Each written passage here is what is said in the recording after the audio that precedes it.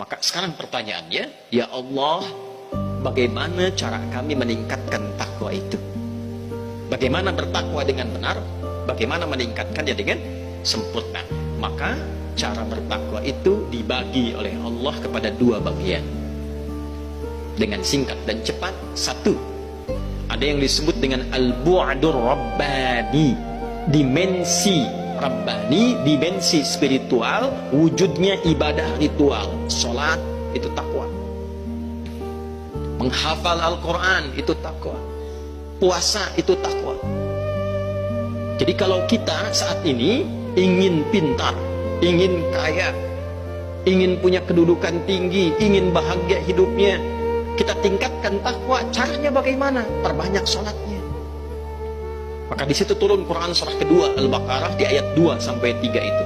Dzalikal kitabu la raiba fihi hudal lil muttaqin. Siapa muttaqin, orang takwa ini? Ayat 3-nya, alladzina yu'minuna bil ghaibi wa yuqimunas shalah.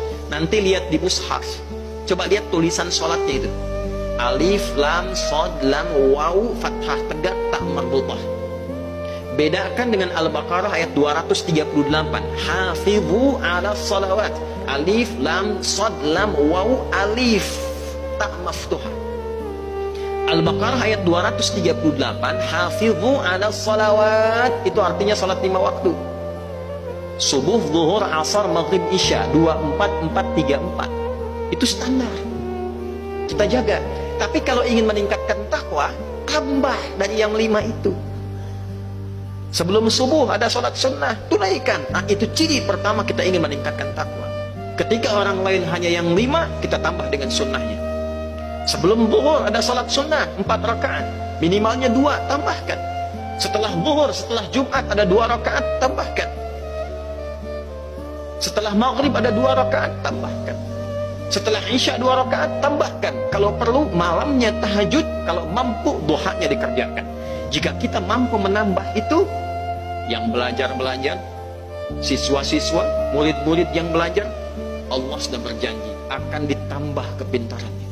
Tidak ada satupun orang pintar di masa dulu kecuali mereka hebat sholatnya. Kedua, Al-Quran. Al-Quran, rajin-rajin baca Al-Quran, banyak menghafal Al-Quran. Riset menunjukkan secara ilmiah, ada penelitian di Inggris, di London, dari seorang doktor yang berasal dari Maroko.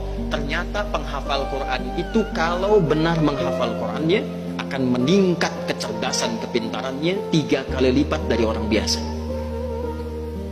Kata peneliti ini, karena dalam Al-Quran ada 52.000 kosakata.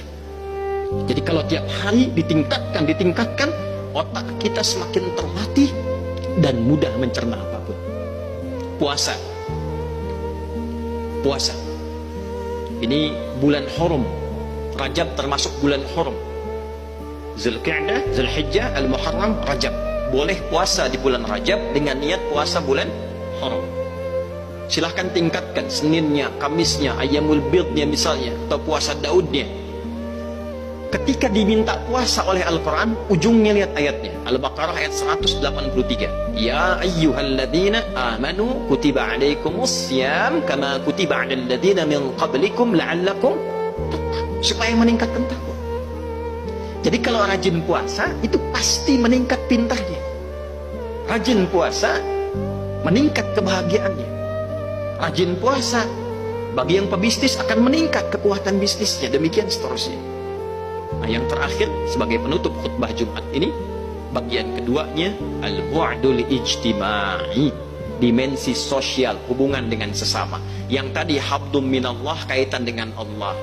Kan Allah yang punya solusi, dekati Allah kalau punya masalah. Allah yang punya ilmu al-alim, dekati Allah kalau ingin pintar. Allah yang punya rizki ar-razaq, dekati Allah kalau ingin dilimpahkan rizki. Tapi yang kedua, jaga hubungan dengan orang-orang dan makhluk di sekitaran kita. Rajin sholat, tapi tidak taat pada orang tua. Kata-katanya tidak baik, adabnya tidak baik. Maka jangan diharap bisa pintar, jangan diharap bisa sukses. Anda berdagang, punya masalah dengan orang tua, silakan cek. Bisnisnya pasti akan ada masalah. Demikian seterusnya. Cek hubungan dengan teman, cek hubungan dengan tetangga, Maka takwa itu bukan sekedar kita menjaga hubungan baik dengan Allah, tapi juga menjaga hubungan baik dengan sesama. Quran surah ketiga Ali Imran ayat 133 sampai 134. Wasari'u ila maghfiratin min rabbikum wa jannatin arduha as-samawati wal ardu uiddat lil muttaqin. Siapa orang takwa di sini? Alladzina yunfiquna fis sarra wad dharra wal kadhimina al ghaidha wal 'afina 'anil nas wallahu yuhibbul muhsinin. Yaitu orang yang gemar berbagi, orang yang suka menahan amarah, orang yang suka memaafkan orang lain, orang yang tidak suka bertengkar, mencela, merendahkan orang, orang yang punya sifat-sifat baik dengan sesama, dan ternyata dia punya kepribadian yang baik. Semoga uraian singkat tentang rahasia takwa dalam khutbah Jumat itu, tentang pentingnya rukun Jumat yang ketiga itu, kita bisa pahami makna dan hikmahnya, sehingga kita mampu melaksanakannya minimal setelah kita menyelesaikan khutbah Jumat ini dengan meningkatkan dua ketaatan tadi, yaitu taat kepada Allah dengan menjalankan ibadah ritual dan taat kepada Allah dengan menjalankan ibadah sosial.